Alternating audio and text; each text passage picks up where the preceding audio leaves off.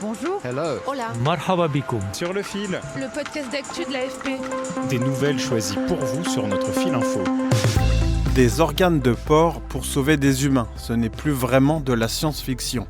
En France, les lois bioéthiques interdisent pour le moment les essais de xénogreffe, mais aux États-Unis, cette opération a déjà été expérimentée à 5 reprises.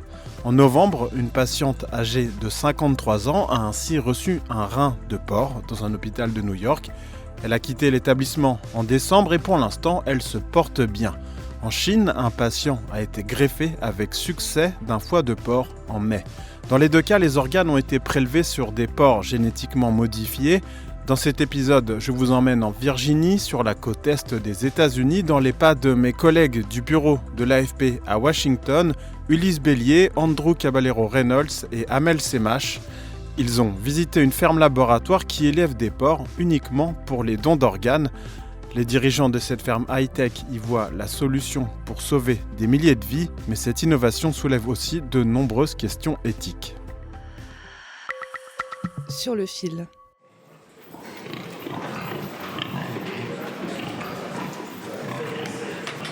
Bienvenue à Blacksburg, petit bourg des montagnes de Virginie. Dans une vallée verdoyante, derrière une haute clôture, une entreprise élève des porcs. Des mammifères génétiquement modifiés pour qu'un jour leurs organes soient greffés sur des patients humains. Ces organes seront peut-être vendus un jour jusqu'à $1 million pièce. David Ayares est le président et directeur scientifique de Revivicor. Il emmène mes collègues dans un hangar et leur présente un des mâles utilisés pour la reproduction. Voici donc l'un des porcs à 10 gènes. Il a subi 10 modifications génétiques. 6 gènes humains ont été ajoutés et 4 gènes porcins ont été inactivés ou supprimés. 3 de ces gènes ont été inactivés pour empêcher le rejet. Le 4e gène permet de contrôler la taille du porc afin qu'il reste de taille humaine pour les greffes. Depuis plus de 20 ans, son entreprise mène des recherches pour sortir la xénogreffe de la science-fiction. Le scientifique veut prouver que la transplantation de reins ou de cœur de porc est possible et pourrait répondre à la pénurie mondiale d'organes. Rien qu'aux États-Unis, plus de 100 000 personnes attendent une greffe d'organes, dont 90 000 pour un rein. 17 patients meurent chaque jour faute de donneurs. En France, en 2023, sur près de 20 000 patients en attente d'un don, seul un quart ont reçu un organe. Vous vous posez sans doute la question, pourquoi des organes de porc ? Les porcs ont des portées, ce qui permet d'obtenir jusqu'à 15 porcelets par portée. Cette nature prolifique du porc nous permet donc de disposer d'un plus grand nombre d'organes à greffer qu'avec d'autres espèces. De plus, sur le plan physiologique, le fonctionnement du cœur et des reins est très similaire à celui des humains. Pour de nombreuses raisons, le porc est donc un très bon candidat pour la xénogreffe.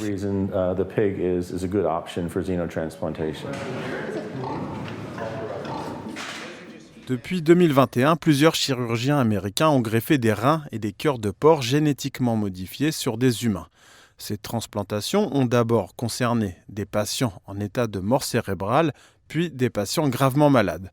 Tous sont décédés quelques semaines après l'opération, mais les organes n'ont pas été immédiatement rejetés, ouvrant la voie à des études cliniques et d'autres essais. L'américaine Tawana Looney, 53 ans, elle s'en sort bien pour l'instant. Elle a été opérée en novembre, elle a reçu une greffe de rein de porc. Écoutez son témoignage diffusé par l'hôpital dans lequel elle a été opérée. My name is Tawana Looney. I am from Gadsden, Alabama. Je m'appelle Tawana Looney. Je viens de Gadsden, en Alabama. Je me sens très bien. J'ai reçu une greffe d'organes importante et révolutionnaire. C'est formidable de sentir l'énergie et le flot du sang dans le rein. C'est tout simplement merveilleux. Le sentiment est incroyable. It's just wonderful, amazing. The feeling is. Tawana Looney était en attente d'un rein depuis 2017 et son état ne cessait de se dégrader.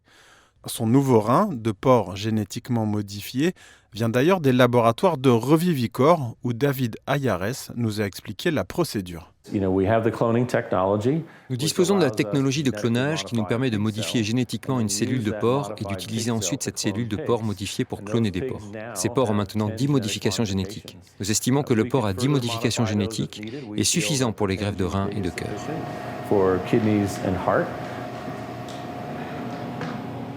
Dans une salle de la ferme laboratoire, le responsable de la biologie cellulaire chez Revivicor, Todd Vogt, et son équipe s'affairent à l'aide de pipettes et de microscopes.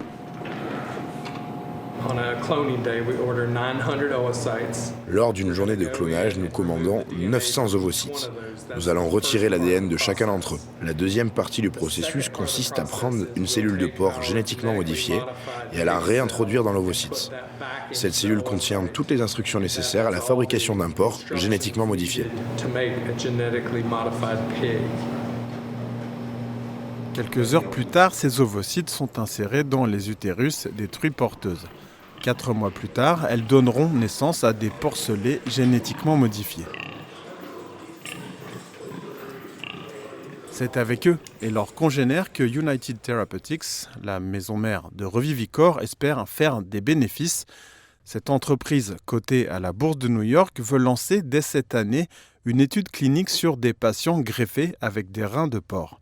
L'objectif est d'obtenir l'accord de l'Agence américaine du médicament, la FDA, pour une commercialisation des reins d'ici à 2029.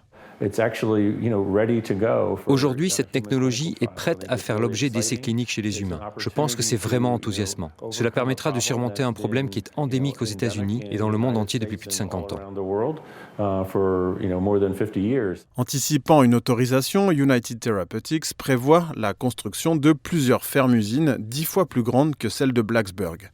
Le coût d'une de ces fermes, 2 milliards de dollars. Mais l'entreprise envisage un prix de vente autour d'$1 million le rein, l'équivalent du coût de 10 ans de dialyse selon les dirigeants. Et même si les essais cliniques ne sont pas encore lancés, David Ayares voit déjà grand. Une fois que nous aurons obtenu l'approbation de ces études et essais cliniques de la FDA, nous construirons une installation de production commerciale d'organes. Cette installation aura une capacité de production d'environ 2000 organes par an. Cela ne permettra pas de surmonter la crise de don d'organes. Nous allons donc devoir construire un certain nombre de ces installations pour produire suffisamment d'organes à greffer sur les patients afin de remédier à la pénurie d'organes dans le monde.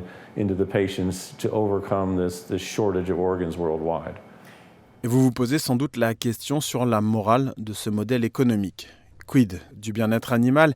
Est-il éthique d'élever des animaux dans l'optique de prélever leurs organes, de modifier leur génome ? L'un des freins médicaux, selon le Conseil consultatif national d'éthique, est l'apparition possible de nouvelles maladies transmissibles de l'animal à l'humain. Les jeunes animaux abritent parfois des maladies dont ils sont porteurs sains. Comme il est difficile de savoir comment réagira le corps humain sur le long terme, certains scientifiques estiment que les xénogreffes temporaires sont imaginables pendant quelques mois en situation de survie en attendant un greffon humain.